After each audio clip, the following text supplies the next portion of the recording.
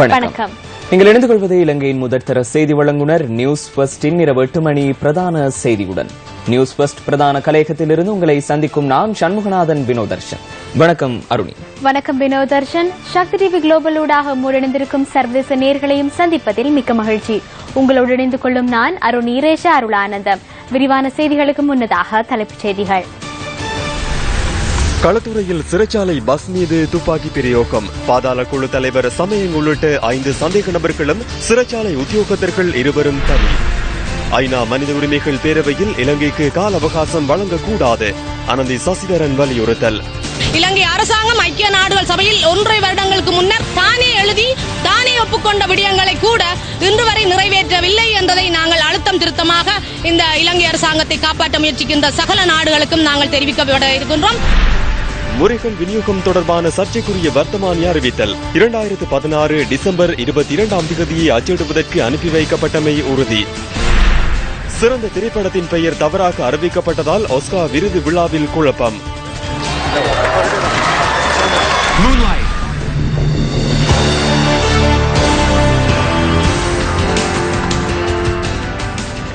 காணி சீர்திருத்த ஆணைக்குழுவின் மட்டக்களப்பு மாவட்ட பணிப்பாளர் நீசகுமார் விமல்ராஜ் மீது நடத்தப்பட்ட துப்பாக்கி பிரயோகம் தொடர்பில் இதுவரை எவரும் கைது செய்யப்படவில்லை என போலீஸ் ஊடகப் பிரிவு தெரிவித்துள்ளது. கொழும்பில் உள்ள தனியார் வைத்தியசாலையில் அனுமதிக்கப்பட்டுள்ள விமல்ராஜ் தொடர்ந்தும் சிகிச்சை பெற்று வருவதாக அவரது உறவினர்கள் தெரிவித்தனர். துப்பாக்கி பிரயோகத்தில் காயமடைந்த நேசுகுமார் விமல்ராஜ் கொழும்பில் உள்ள தனியார் வைத்தியசாலையில் தொடர்ந்தும் சிகிச்சை பெற்று வருகிறார். அவர் ஏற்கனவே சத்திர சிகிச்சைக்கு உட்படுத்தப்பட்டிருந்ததுடன் மேலும் ஒரு சத்திர சிகிச்சை மேற்கொள்ளப்பட உள்ளதாக உறவினர்கள் தெரிவித்தனர். இந்த சம்பவம் தொடர்பில் 5 போலீஸ் குழுக்கள் நியமிக்கப்பட்டு தொடர்ந்தும் விசாரணைகள் முன்னெடுக்கப்பட்டு வருகிறது. இதேவேளை மட்டக்களப்பு மாவட்ட காணி சீர்திருத்த ஆணைக்குழுவின் பணிப்பாளர் நேசகுமார் விமல்ராஜ் மீதான துப்பாக்கி பிரயோகத்தை கண்டித்தும் குற்றவாளிகள் தண்டிக்கப்பட வேண்டும் எனவும் வலியுறுத்தி யாழ் மாவட்ட செயலக உத்தியோகத்தர்கள் இன்று கண்டன போராட்டத்தில் ஈடுபட்டனர். யாழ் மாவட்ட செயலகத்துக்கு முன்பாக A9 வீதியில் இந்த கண்டன போராட்டம் நடத்தப்பட்டதாக எமது செய்தியாளர் குறிப்பிட்டார். உண்மையாகவே அரசு உத்தியோகத்தர்கள் சுதந்திரமாக வேலை செய்ய அனுமதிக்கப்பட வேண்டும். இது சம்பந்தமான சூத்திரதாரிகள் இனங்காணப்பட்டு அவர்களுக்கான தண்டனைகள் வழங்கப்பட வேண்டும் என இன்றைய இந்த போராட்டம் முன்னெடுக்கப்பட்டு வருகின்றது. அந்த உத்தியோகத்தர்களின் பாதுகாப்பை பலப்படுத்துவதற்காகவும் எங்களுடைய பாதுகாப்பை உறுதிப்படுத்துவதற்காகவும் நாங்கள் இன்று அவருக்காக இந்த போராட்டத்தை நடாத்துகின்றோம். கிழக்கு மாகாண சபையின் ஐக்கிய மக்கள் சுதந்திர கூட்டமைப்பு உறுப்பினர் நாகலிங்கம் திரவியம் மீது தாக்குதல் நடத்தப்பட்டதாக கூறப்படும் சம்பவம் தொடர்பில் போலீசார் விசாரணைகளை மேற்கொண்டு வருகின்றனர். மாகாண சபை உறுப்பினர் இன்று முற்பகல் பேத்தாளை பகுதியிலிருந்து வாகரை நோக்கி பயணித்த வேன் மோட்டார் சைக்கிள் ஒன்றுடன் மோதி விபத்துக்குள்ளானதாக போலீஸ் ஊடகப் பிரிவு தெரிவித்துள்ளது. மோட்டார் சைக்கிளை செலுத்தியவர் இதன்போது சிறு காயங்களுக்கு இலக்காகி வாழைச்சேனை வைத்தியசாலையில் அனுமதிக்கப்பட்டுள்ளார். விபத்து இடம்பெற்ற போது அங்கிருந்த சிலரால் தாக்கப்பட்டதாக கூறப்படும் மாகாண சபை உறுப்பினர் நாகலிங்கம் திரவியம் மட்டக்களப்பு போதனா வைத்தியசாலையில் அனுமதிக்கப்பட்டுள்ளார். நான் பாகரைக்கு போய் கொண்டிருந்தேன். அந்த நேரம் அந்த நாவலடி சந்தைக்கு இஞ்சால் ஐஸ்மோலுக்கு பக்கத்தில் ஒரு மோட்டார் சைக்கிள் காரால் இடைக்குள்ள குறுக்கால் வந்து திடீரென்று போட்டார். போன்று சைட்ல அதாவது நடுப்பகுதியில் வந்து அடிச்சவர் கீழே விழ அந்த சைட்டுக்கு நான் வெட்டி எடுக்க என்ன குத்துறையா காத்து போயிடுது. அதை எடுத்தது நான் அவரை தூக்கி ஹாஸ்பிட்டலுக்கு கொண்டு வரணும்ன்றது இறங்க எனக்கு போட்டு அடிச்சு போட்டாங்க. அடிக்கிறவங்க இப்ப கொண்டு அந்த ஆளை கொண்டு போக மாட்டேன் சொல்றோன்னு அதை ஏற்றுக்கொள்றாங்கல்ல, அடிக்கிறதா தான் இருக்காங்க. அப்ப பிளான் பண்ணி திட்டப்பட்டு அடிச்ச மாதிரி இருந்தது எனக்கு. குறித்த மாகாண சபை உறுப்பினர் மருத்துவ பரிசோதனைக்கு உட்படுத்தப்பட்டுள்ளதாக மட்டக்களப்பு போதனா வைத்தியசாலையின் பேச்சாளர் ஒருவர் கூறினார். இந்த சம்பவம் தொடர்பிலான மேலதிக விசாரணைகளை வாழைச்சேனை போலீசார் மேற்கொண்டு வருகின்றனர். மட்டக்களப்பில் ஒருவர் கோடாரியால் வெட்டப்பட்ட சம்பவம் தொடர்பில் கைது செய்யப்பட்ட சந்தேக நபர் நீதிமன்றத்தில் ஆஜர்படுத்தப்பட்டுள்ளார். மட்டக்களப்பு முன்னாள் மேயரின் வீட்டில் நேற்று மாலை சிலர் மது அருந்தியதாகவும் இதன்போது ஏற்பட்ட வாக்குவாதம் மோதலாக வலுப்பெற்றதாகவும் போலீசார் தெரிவிக்கின்றனர். இந்த மோதலின் போது வெட்டு காயங்களுக்கு இலக்கானவர் மட்டக்களப்பு போதனா வைத்தியசாலையில் சிகிச்சை பெற்று வருகிறார். இவரை கோடாரியால் வெட்டிய சந்தேகத்தின் பேரில் முன்னாள் மேயர் சிவகீதா பிரபாகரனின் கணவர் கைது செய்யப்பட்டதாக போலீசார் கூறினர். முல்லைத்தீவு கேப்பாப்புலவு பிலக்குடியிருப்பு மக்களின் போராட்டம் 3 வாரங்களை கடந்தும் தீர்வின்றி தொடர்கின்றது.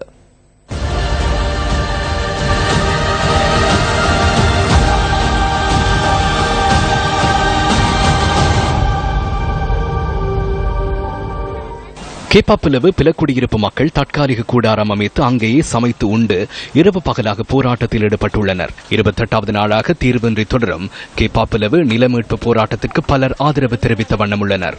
திருகோணமலை மற்றும் மட்டக்களப்பு மாவட்டங்களிலிருந்து வருகை தந்த மக்கள் கேப்பாப்பிலவு மக்களுக்கு ஆதரவு தெரிவித்து போராட்டம் ஒன்றை முன்னெடுத்தனர்.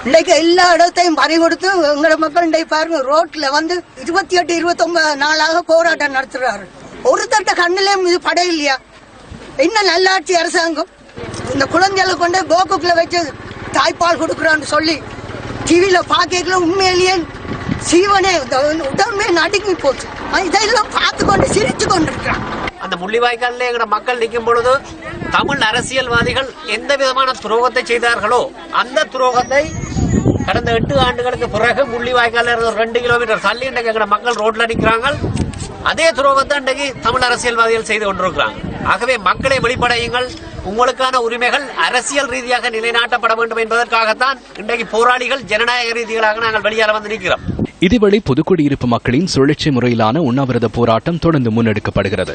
கேப்பாப்பிலவு மக்களுக்கு ஆதரவு கோரியும் ராணுவ முகாமை அகற்ற கோரியும் புதுக்குடியிருப்பு மக்கள் சுழற்சி முறை உண்ணாவிரதத்தில் ஈடுபட்டுள்ளனர். இதேவேளை கேப்பாப்பிலவு மக்களின் நில விடுவிப்பு போராட்டத்துக்கும் மன்னார் முள்ளிக்குளம் கிராமத்தினை கடற்படையினர் விடுதலை செய்ய வேண்டும் எனவும் தெரிவித்து மன்னார் முருங்கன் பகுதியில் கவனஈர்ப்பு போராட்டம் ஒன்று இடம்பெற்றது. இன்றைக்கு 27 நாட்களாக அவர்கள் போராட்டம் நடத்தி இன்னும் அவர்களுக்கு ஒரு முடிவும் இந்த நல்லாட்சி அரசாங்கம் ஒரு நல்ல முடிவு கொடுக்கும் என்ற நம்பிக்கையோடு தான் அவர்களும் அந்த இடத்திலே அவர்கள் தங்கள் போராட்டத்தை நடத்தி கொண்டிருக்கிறார்கள். முருங்கன் பஸ் திரைப்படத்துக்கு முன்பாக இந்த ஆர்ப்பாட்டம் நடைபெற்றது. எவ்வாறு கடந்த கால அரசாங்கங்கள் எங்களை ஏமாற்றியதோ அவ்வாறான ஒரு நிலைக்கு நாங்கள் மீண்டும் தள்ளப்பட்டிருக்கின்ற ஒரு துப்பாக்கியமான நிலையிலே நாங்கள் இருக்கிறோம்.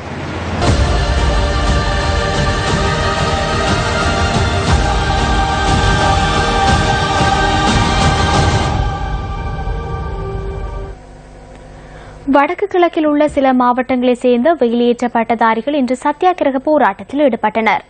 2012ஆம் ஆண்டிற்கு பின்னர் பட்டதாரிகளாக வெளியேறியவர்களுக்கு இதுவரை நியமனம் வழங்கப்படவில்லை என தெரிவித்தே கவனீர்ப்பு போராட்டம் முன்னெடுக்கப்பட்டது.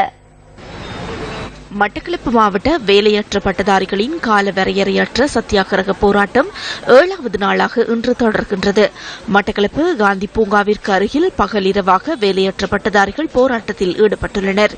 காணிச்சீர்திருத்த ஆணைக்குழுவினுடைய பிரதி ஆணையாளர் நேசகுமார் விமல்ராஜ் அவர்கள் இன்று சுடப்பட்டு இப்போது 115 மணித்தியாலங்கள். இந்த 115 மணித்தியாலங்களிலே இன்னும் ஒருவர் கூட கைது செய்யப்படவில்லை. அரச ஊழியர்கள் ஒரு பக்கம் உயிருக்கு பயந்து உயிர் அச்சுறுத்தல் அவர்கள் வீதியில் இறங்கி ஒரு பக்கம் போராடுகிறார்கள். மக்கள் தங்களுடைய காணியை கட்டு இன்று உண்ணாவிரத போராட்டம், காணாமலாக்கப்பட்ட ஒரு வகையில் உண்ணாவிரத போராட்டம், இங்கு பட்டதாரிகள் கவன ஈர்ப்பு போராட்டம். எங்க நடக்குது இந்த போராட்டம் எல்லாம்? தென்னிலங்கையிலையா? இல்ல. இந்த நல்லாட்சியில் இவ்வாறான நிலைமைகள் தொடர்ந்து நீடித்து செல்வதை எந்த விதத்திலும் ஏற்றுக்கொள்ள முடியாது. முன்னைய அரசிலே 12,000 முன்னாள் போராளிகளை விடுதலை செய்தார்கள். இன்று கிட்டத்தட்ட 100 லட்சம் அரசியல் கைதிகளை விடுதலை செய்வதற்கு யோசிக்கின்றார்கள். அதே நிலைமைதான் பட்டதாரிகளுக்கு. தயவு செய்து பயிற்சி அடிப்படையில் உள்வாங்குங்கள். கழுதாவளையிலே விமல்ராஜ் அவர்களை இனம் தெரியாத நபர்கள் மோட்டார் சைக்கிளிலே வந்து சுட்டார்கள். ஒரு வாரமாகியும் யாரையும் கைது செய்யவில்லை. கிழக்கு மாகாணத்திலே இத்தவரையில் நடந்து கொண்டிருக்கின்ற படுகொலைகளை கண்டுபிடிக்க இந்த நல்லாட்சி அரசாங்கத்துக்கு முடியாது என்பதையும் சம்பந்தப்பட்ட மக்கள் சார்பாக நான் தமிழ் மக்களின் மக்கள் பிரதி என்ற வகையில் வன்மையாக கண்டிக்கின்றேன். இதேவேளை அம்பாறை, காரைதீவு பிராந்திய சுகாதார பணிமனைக்கு அருகிலும் வேலையற்ற பட்டதாரிகளினால் சத்தியாகிரக போராட்டம் முன்னெடுக்கப்பட்டது. நாங்க வேலை இல்லாம இன்றைக்கு ஆட்டோ ஓடித்திருக்கோம். உடல் ரீதியாகவும் உடல் ரீதியாகவும் பாதிக்கப்பட்டு நல்லாட்சி அரசாங்கம் என்று நீங்க சொல்லக்கூடாது, நாங்க சொல்லணும் நல்லாட்சி அரசாங்கம் என்று சொல்லி அந்த நல்லாட்சி அரசாங்கம் என்றதை நீங்க நிரூபித்து காட்டணும். நாங்க இந்த வீதியில இருந்த எங்களை நீங்க எழுப்பணும் சொன்னா எங்க எல்லாருக்கும் வாக்குறுதி, பொய்யான வாக்குறுதி எங்களுக்கு வேணாம். எங்களுக்கு வேலை தாரத்துக்கு நீங்க ஏற்பாடு பண்ண வேண்டும் என்று சொல்லி நாங்க கேட்டுக்கொள்றோம். யாழ் மாவட்ட செயலகம் முன்பாகவும் வேலையற்ற பட்டதாரிகள் போராட்டத்தில் ஈடுபட்டிருந்தனர். தமக்கான நியமனத்தை விரைவில் வழங்குமாறு கோரியே இந்த போராட்டங்கள் முன்னெடுக்கப்பட்டுள்ளன. இது என்ன விதத்துல நாங்கள் பட்டதாரிகள் என்ன உங்களுக்கு பாவங்களை செய்த நாங்களா? இல்லையே. என்ன காரணத்துக்காக பட்டதாரிகளை இப்படி நீங்க பழிவா? இலங்கையில் இடம்பெற்றதாக கூறப்படும் மனித உரிமை மீறல்கள் குறித்து அரசாங்கத்தின் பொறுப்புக்கூறல்களுக்கு ஐக்கிய நாடுகள் சபையினால் நிறைவேற்றப்பட்ட தீர்மானத்தை முழுமையாக நிறைவேற்ற கோரப்பட்டிருக்கும் மேலதிக 2 வருட கால அவகாசத்தை வழங்க வேண்டாம் என வலியுறுத்தி கொழும்பில் இன்று கவனஈர்ப்பு போராட்டம் முன்னெடுக்கப்பட்டது.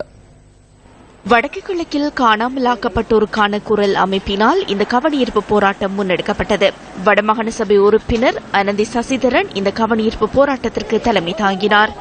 கொழும்பில் உள்ள அமெரிக்க தூதரகம், இந்திய உயர்ஸ்தானிகர் ஆலயம், பிரித்தானிய உயர்ஸ்தானிகர் ஆலயம் மற்றும் ஐக்கிய நாடுகள் சபைக்கான இலங்கை அலுவலகம் ஆகிய இடங்களில் இந்த கவனஈர்ப்பு போராட்டம் முன்னெடுக்கப்பட்டது. பொறுப்புக்குரல் செயற்பாடுகளை அமல்படுத்துவதற்கு இலங்கை அரசினால் கோரப்பட்டிருக்கும் 2 வருட கால அவகாசமானது பாதிக்கப்பட்ட மக்களுக்கான நீதியை மறுக்கும் செயல் என வலியுறுத்தி மகஜர்களும் கையளிக்கப்பட்டன. ஐக்கிய நாடுகள் சபையில் 2 வருட காலம் வழங்குவது என்பது எங்களுக்கான நீதி மறுக்கப்படுகின்றதை நாங்கள் உணர்கின்றோம். எனவே இந்த கால நீடிப்பை பாதிக்கப்பட்ட தரப்பு நாங்கள் எக்காலத்திலும் ஏற்றுக்கொள்ள முடியாது என்ற செய்தியை அழுத்தம் திருத்தமாக கூறுவதற்காகத்தான் நாங்கள் இந்த இடத்தில் வந்திருக்கின்றோம். இலங்கை அரசாங்கம் ஐக்கிய நாடுகள் சபையில் 1.5 வருடங்களுக்கு முன்னர் தானே எழுதி தானே ஒப்புக்கொண்ட விடயங்களை கூட இன்று வரை நிறைவேற்றவில்லை என்பதை நாங்கள் அழுத்தம் திருத்தமாக இந்த இலங்கை அரசாங்கத்தை காப்பாற்ற முயற்சிக்கின்ற சகல நாடுகளுக்கும் நாங்கள் தெரிவிக்கப்பட இருக்கின்றோம். இப்பொழுது சர்வதேசத்தின் ஆதரவை பெற்றிருக்கின்ற இந்த நல்லாட்சி அரசாங்கம் மிக தெளிவாக இருக்கின்றது. தன்னை ஏதோ ஒரு நாடுகள் தங்களை காப்பாற்றும், எனவே தமிழர்களை ஏமாற்றி விடலாம் என்ற மனப்போக்கில் அவர்களுடைய ஆதரவில் ஏமாற்றலாம் என்று நினைக்கின்றது. எங்களுடைய அரசில் நம்பிக்கை இழந்துதான் நாங்கள் சர்வதேசத்தை நாடி சென்றிருந்தோம். இந்த சர்வதேசமும் இலங்கை அரசாங்கத்துக்கு முண்டு ஒடுக்குமாக இருந்தால் சர்வதேச நாடுகளின் தூதுவராலயங்களைத்தான் நாங்கள் முற்றுகையிட முடியும். நமது பிள்ளைகள் காணாமாக்கப்பட்டிருக்குது, காணாமல் போயிருக்குது. இது சகல விவரங்களும் நாங்கள் இதுவரையும் கொடுக்க வேண்டிய அத்தனை இலங்கை அரசாங்கம் என்ன, ஜெனீவா என்ன, ICRC என்ன சகலத்துக்கும் கொடுத்திருக்கிறோம். ஆனால் இதுவரையுமே எந்த ஒரு எள்ளளவு நகர்வும் மேற்கொள்ளப்படவில்லை. நிச்சயமாக இந்த பிள்ளைகள் உயிரோடு இருக்குது. ரகசிய முகாம் ஒன்று இருக்கிற ஐக்கிய நாடுகள் சபையை வெளிப்படுத்தி இருக்குது. ஆனா இலங்கை அரசாங்கம் மறுப்பு தெரிவிக்குது. இந்த போராட்டம் இதோட முடிய போறதல்ல, எங்களுக்கு தீர்வு கிடைக்க மட்டும் நாங்கள் இப்படியான தூதரகங்கள் வாசலையும் பொது நிறுவனங்களுடைய மனிதாபிமான நிறுவனங்களையும் கதவுல நாங்கள் தட்டி கொண்டுதான் இருப்போம் என்பதை கூறிக்கொள்கின்றேன். கேப்பாப்புலவு மக்களின் நிலமீட்பு போராட்டம் தொடர்பில் எதிர்க்கட்சித் தலைவர் இரா சம்பந்தன் இன்று ஊடகவியலாளர் சந்திப்பொன்றில் கலந்து கொண்டார். இது தொடர்பான தகவல்களை தொடரும் செய்திகளில் எதிர்பாருங்கள். மத்திய வங்கியின் முறிகள் கொடுக்கல் வாங்கல் தொடர்பில் 2015 ஆண்டு ஜனவரி 1 திகதியிடப்பட்டு வெளியான வர்த்தமானி அறிவித்தல் 2016 டிசம்பர் 22 அச்சிடுவதற்காக அனுப்பி வைக்கப்பட்டமை இன்று உறுதியானது. 2014 ஆண்டு முதல் முறிகள் விநியோகம் தொடர்பான வர்த்தமானி அறிவித்தல்கள் இவ்வாறு வெளியிடப்பட்டுள்ளதாக அரசு அச்சக அதிபர் கங்கானி கல்பனா தொடாங்குடலியனகே தெரிவித்துள்ளார். முறிகள் கொடுக்கல் வாங்கல் தொடர்பில் விசாரணை நடத்தும் ஜனாதிபதி ஆணைக்குழு முன்னிலையில் இன்று சாட்சியம் அளித்த போதே அவர் இதனை கூறியுள்ளார். கடந்த வியாழக்கிழமை ஆணைக்குழு கூடிய போது 2015 ஜனவரி 1 திகதியிடப்பட்ட முறிகள் கொடுக்கல் வாங்கல் தொடர்பான வர்த்தமானி அறிவித்தல் ஒன்று மஹிந்த ராஜபக்சவின் பெயரில் வெளியிடப்பட்டமை தெரிய வந்தது. ஜனவரி 8 திகதி ஆட்சி மாற்றம் இடம்பெற்ற நிலையில் இந்த வர்த்தமானி அறிவித்தல் தொடர்பில் தெளிவூட்டல் தேவை என ஆணைக்குழு தீர்மானித்ததால் இன்று அரசு அச்சக அதிபர் அழைக்கப்பட்டிருந்தார். இதற்கமைய 2014 ஆண்டு டிசம்பர் 24 திகதி இலங்கை மத்திய வங்கியின் அரச கடன் திணைக்களம் விடுத்த வேண்டுகோளுக்கு அமைய 1895 ஆண்டின் 19 இலக்கமுடைய 2015 ஜனவரி 1 திகதிக்கான அதிவிசேட வர்த்தமானி ஒதுக்கப்பட்டதாக அவர் சாட்சியம் அளித்துள்ளார். இது அரசு நிறுவனங்கள் வழமையாக முன்னெடுக்கும் நடைமுறை எனவும் அவர் தெளிவுபடுத்தினார். எவ்வாறாயினும் இந்த வர்த்தமானியை வெளியிடுவதற்காக மத்திய வங்கியின் அரச கடன் திணைக்களம் தகவல்களை 2015 ஆண்டு நவம்பர் 17 திகதியே வழங்கியுள்ளது. மஹிந்த ராஜபக்சவின் பெயரால் இதனை வெளியிடுவது சிக்கலை தோற்றுவிக்காதா என ஆதாரம் வாசிக்கும் பிரிவை சேர்ந்த அதிகாரி ஒருவர் தம்மிடம் வினவியதாகவும் மத்திய வங்கியிடம் இதற்கான ஆலோசனைகளை பெற்றுக் கொள்ளுமாறு அவரை அறிவுறுத்தியதாகவும் அரசு அச்சக அதிபர் தனது சாட்சியத்தில் குறிப்பிட்டுள்ளார். குறித்த அதிகாரி இது தொடர்பில் மத்திய வங்கியின் அரச கடன் திணைக்களத்தை சேர்ந்த வாசனா என்ற பெண் உத்தியோகத்தரிடம் வினவிய போது வர்த்தமானியில் குறிப்பிடப்படுகின்ற திகதி மஹிந்த ராஜபக்ச அமைச்சர் பதவி வகித்த காலப்பகுதி என்பதனால் அதில் சிக்கல் இல்லை என அறிவிக்கப்பட்டதாக அந்த சாட்சியத்தில் சுட்டிக்காட்டப்பட்டுள்ளது. இதற்கமைய ஆதாரங்கள் சரிபார்க்கப்பட்டு 2016 ஆண்டு டிசம்பர் 22 திகதி வர்த்தமானியை அச்சிடுவதற்கு அனுப்பியதாகவும் 23 திகதி அதனை வெளியிட்டதாகவும் கங்கானி கல்பனா தொடம்கொட லியனகே கூறியுள்ளார். சுமார் 3 மணித்தியாலங்கள் மேலதிக சொலிசிட்டர் ஜெனரல் யசந்த கோதாகுட அவரிடம் இந்த வர்த்தமானி அறிவித்தல் தொடர்பில் கேள்விகளை தொடுத்திருந்தார். இன்று பிற்பகல் நிதி அமைச்சின் செயலாளர் கலாநிதி SH சமரதுங்க மீண்டும் சாட்சியம் அளிப்பதற்காக அழைக்கப்பட்ட சந்தர்ப்பத்தில் இந்த வர்த்தமானி அறிவித்தல் தொடர்பில் நிதியமைச்சு நேற்று வெளியிட்ட அறிக்கை குறித்து மேலதிக சொலிசிட்டர் ஜெனரல் தொடர்ச்சியாக கேள்விகளை தொடுத்திருந்தார். இந்த அறிக்கை தொடர்பில் தாம் அறிந்திருக்கவில்லை எனவும் இன்று காலை பத்திரிகையொன்றில் அதனை கண்டதாகவும் நிதியமைச்சின் செயலாளர் சாட்சியம் அளித்துள்ளார். இதேவேளை ஏலத்திலும் நேரடியாகவும் முறைகளை விநியோகிக்கும் போது அது தொடர்பில் நிதியமைச்சினால் முன்கூட்டியே அறிவித்தல் ஒன்று விடுக்க வேண்டியுள்ள போதிலும் அது 2 வருடங்களாக பின்பற்றப்படவில்லை என கலாநிதி SH சமரதுங்க தெரிவித்துள்ளார். இத்தகைய முன்கூட்டிய அறிவித்தல்களை வெளியிடுவது நடைமுறை சாத்தியமற்றது என மத்திய வங்கி அறிவித்துள்ளதாகவும் அவர் குறிப்பிட்டார். பாராளுமன்ற உறுப்பினர் S. சிவமோகன் வவுனியாவில் இன்று நடைபெற்ற ஊடக சந்திப்பொன்றில் கலந்து கொண்டிருந்தார். மட்டக்களப்பில் காணி பயன்பாட்டு ஆணைக்குழுவினுடைய பணிப்பாளர் சுடப்பட்டிருக்கிறார். கேப்பாப்புலவில் இவ்வாறான காணி மீட்பு போராட்டம் இடம்பெற்றுக் கொண்டிருக்கிறது. அதேவேளை புதுக்குடியிருப்பில் இவ்வாறான போராட்டம் இடம்பெற்றுக் கொண்டிருக்கிறது. இவ்வாறான நிலைமையில் தொடர்ந்து தமிழ் தேசிய கூட்டமைப்பு எதிர்க்கட்சி பதவியையும் தக்க வைத்துக் கொண்டு குழுக்களின் பிரதி தலைவர் பதவியை தக்க வைத்துக் கொண்டிருக்கின்றது. இது அரசாங்கத்துக்கு அழுத்தம் கொடுப்பதற்காக இந்த 2 பதவிகளையும் துறந்து ஒரு அழுத்தத்தை கொடுப்பதற்கு எண்ணவில்லையா தமிழ் தேசிய கூட்டமைப்பு? இது தமிழ் தேசிய கூட்டமைப்பின் உயர்மட்டத்தில் எடுக்கப்பட வேண்டிய ஒரு முடிவு. நான் அதை பற்றி குறிப்பிட முடியாது. வரவு செலவு திட்டத்திற்கு தமிழ் தேசிய கூட்டமைப்பு ஆதரவு தெரிவித்திருக்கிறது. அதே போல ரவி கருணாநாயக நிதியமைச்சரால் கொண்டு வரப்பட்ட விசேட திட்ட பிரேரணை ஒன்றுக்கும் ஆதரவு தெரிவித்திருக்கிறது. அதற்கு நீங்கள் இருந்ததாகவும் ஒரு கருத்து இருக்கின்றது.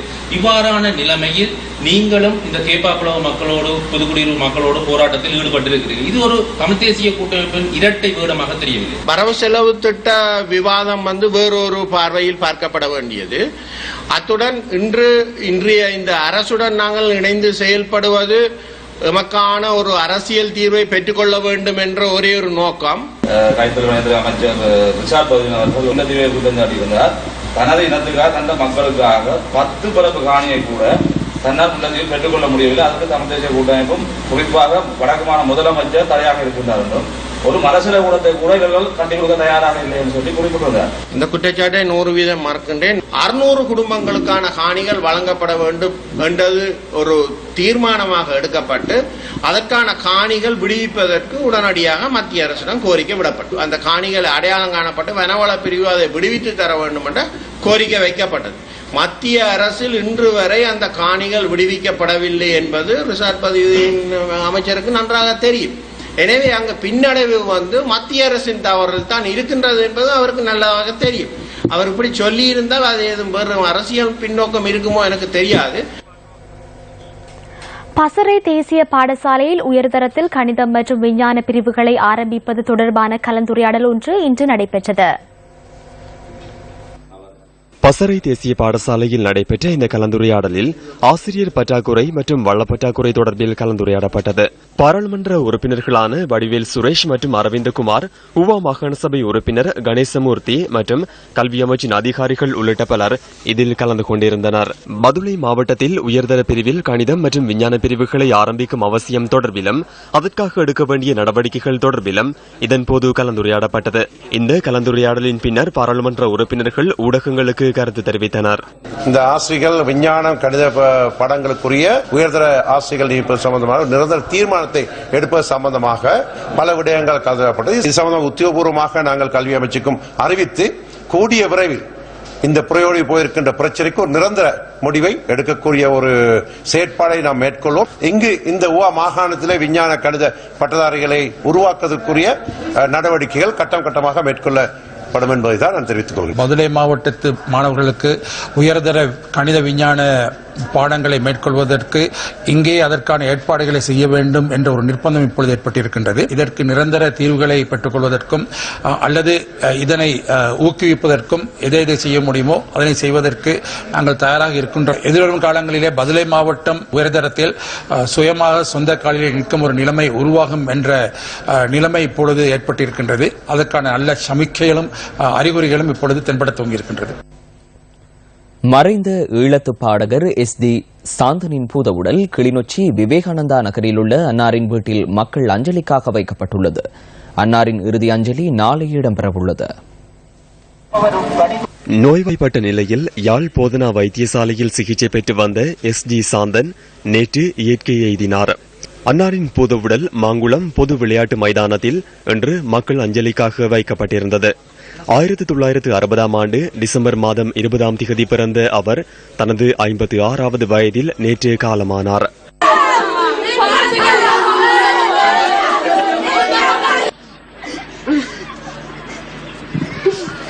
பாடகர் SG சாந்தன் ஈழத்து இசைத்துறையில் புதிய பரிணாமத்தை உருவாக்கினார். மருதமலை மாமணியே முருகையா என்ற பக்தி பாடலே அவரது இசை பிரவேசத்திற்கு வழிவகுத்தது. புரட்சி பாடல்கள், பக்தி பாடல்கள் என பல பாடல்களை இசைத்து ஈழத்துக்கு பெருமை சேர்த்துள்ளார். கொக்கட்டிச்சோலை தான் தோன்றிச்சரத்தின் பெருமை தொடர்பில் அவர் உருவாக்கிய பாடல் இன்றும் மனங்களில் நிலைத்து நிற்கின்றது.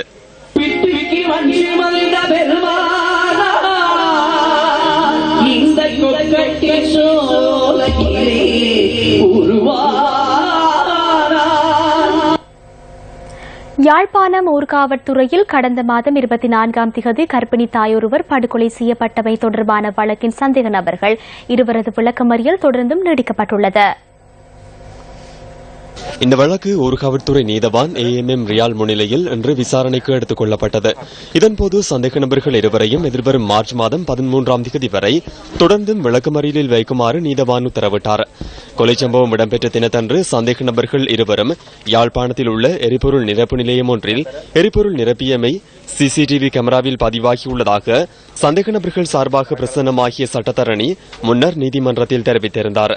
CCTV கேமராவில் உள்ள பதிவுகளை நீதிமன்றத்தில் சமர்ப்பிக்குமாறு நீதவான் உத்தரவிட்டிருந்த போதிலும் அந்த காணொளி நீதிமன்றத்தில் சமர்ப்பிக்கப்படவில்லை. இந்த நிலையில் குறிப்பிட்ட CCTV பதிவுகளை நீதிமன்றத்தில் சமர்ப்பிக்குமாறு நீதவான் AMM ரியால் இன்று மீண்டும் உத்தரவிட்டார். இந்த வழக்கின் சந்தேக நபர்களை கடந்த 22 ஊர்காவற்துறை நீதிமன்றத்தில் அடையாள அணிவகுப்பிற்கு உட்படுத்திய போது சாட்சியாளரான வாய் பேச முடியாத 10 வயது சிறுவனால் பிரதான சந்தேக நபர்கள் இருவரும் அடையாளம் காணப்பட்டமை குறிப்பிடத்தக்கது. பிரமுகர் கொலை முயற்சிக்கு சதித்திட்டம் தீட்டியதாக கைது செய்யப்பட்ட 5 சந்தேக நபர்களின் விளக்கமறியல் தொடர்ந்தும் நீடிக்கப்பட்டுள்ளது. கிளிநொச்சி மாவட்ட நீதவான் நீதிமன்றத்தில் நீதவான் AA ஆனந்தராஜா முன்னிலையில் சந்தேக நபர்கள் 5 பேரும் இன்று ஆஜர்படுத்தப்பட்டனர். இதன்போது அவர்களை எதிர்வரும் மார்ச் மாதம் 13 வரை தொடர்ந்தும் விளக்கமறியலில் வைக்குமாறு நீதவான் உத்தரவிட்டுள்ளார். பிரமுகர் ஒருவரை கொலை செய்வதற்கு சதித்திட்டம் தீட்டியதாக கடந்த மாத இறுதியில் புனர்வாழ்வு பெற்று சமூகமயப்படுத்தப்பட்டிருந்த 5 பேர் பயங்கரவாத புலனாய்வு பிரிவினரால் கைது செய்யப்பட்டனர். இவர்களிடமிருந்து வெடிபொருட்கள் சிலவும் போலீசாரால் கைப்பற்றப்பட்டிருந்தன. பாராளுமன்ற உறுப்பினர் MA சுமந்திரனை கொலை செய்வதற்கான சதித்திட்டம் தீட்டப்பட்டுள்ளதாக தகவல்கள் வெளியாகியிருந்த நிலையில் புனர்வாழ்வு அளிக்கப்பட்ட முன்னாள் போராளிகள் கைது செய்யப்பட்டமை குறிப்பிடத்தக்கது.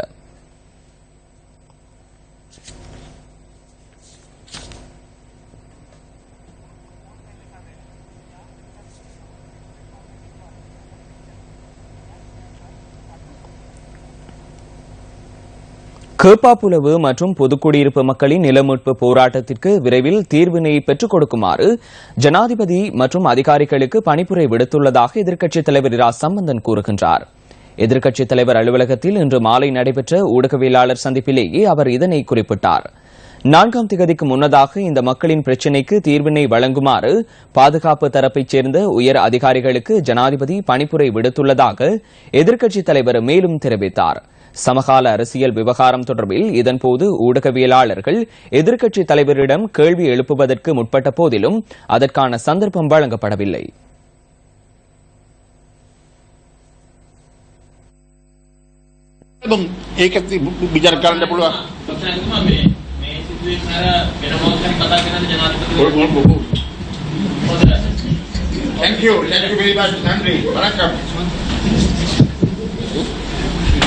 Letter to the UN asking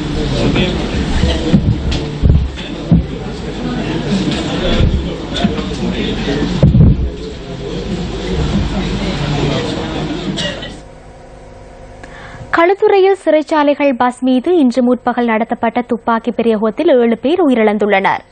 உயிரிழந்தவர்களில் பாதாள உலக கோஷ்டி தலைவரான சமயங் என்று அழைக்கப்படும் அருண உதயந்த உள்ளிட்ட 5 சந்தேக நபர்களும் அடங்குகின்றனர். ஏனைய இருவரும் சிறைச்சாலை உத்தியோகஸ்தர்கள் என்பது குறிப்பிடத்தக்கதாகும்.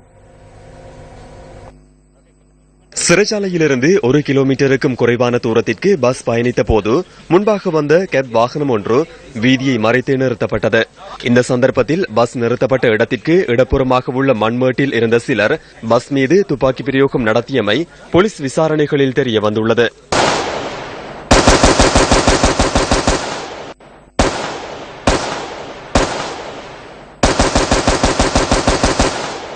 நானும் மகளும் வீட்டில் இருந்தபோது பட்டாசு வெடிப்பதை போன்று சத்தம் கேட்டது.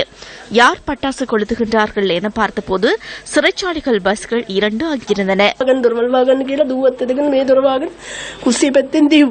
துப்பாக்கி பிரயோகத்தை மேற்கொண்ட குழுவில் போலீஸ் கான்ஸ்டபிள்கள் மற்றும் உப போலீஸ் இன்ஸ்பெக்டர்களின் சீருடை அணிந்த சிலரும் இருந்துள்ளதாக எமது செய்தியாளர் கூறினார். துப்பாக்கி பிரயோகம் மேற்கொண்டவாறு முன்னோக்கி நகர்ந்துள்ள சந்தேக நபர்கள் பஸ்ஸினுள் நுழைந்து சிலரை இலக்கு வைத்து துப்பாக்கி பிரயோகம் நடத்தியுள்ளனர். ஆயுத குழுவினர் கேப் வாகனத்தை அதே இடத்தில் கைவிட்டு வேன் ஒன்றில் தப்பிச் சென்றதாக போலீசார் தெரிவித்தனர்.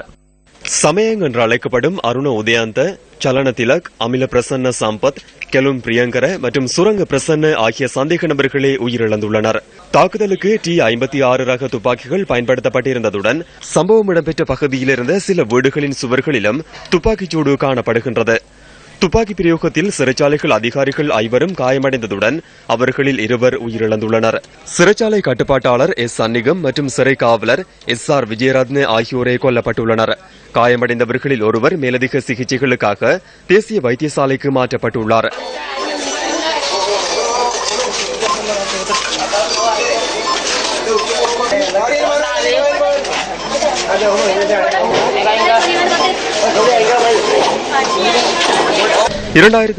ஆண்டு செப்டம்பர் மாதம் 23ஆம் திகதி கடுவலை நீதவான் நீதிமன்றத்திற்குள் சமயங் என்று அழைக்கப்படுகின்ற அருண உதயசாந்தவை இலக்கு வைத்து துப்பாக்கி பிரயோகம் நடத்தப்பட்ட போதிலும் அதில் அவர் உயிர் தப்பியிருந்தார்.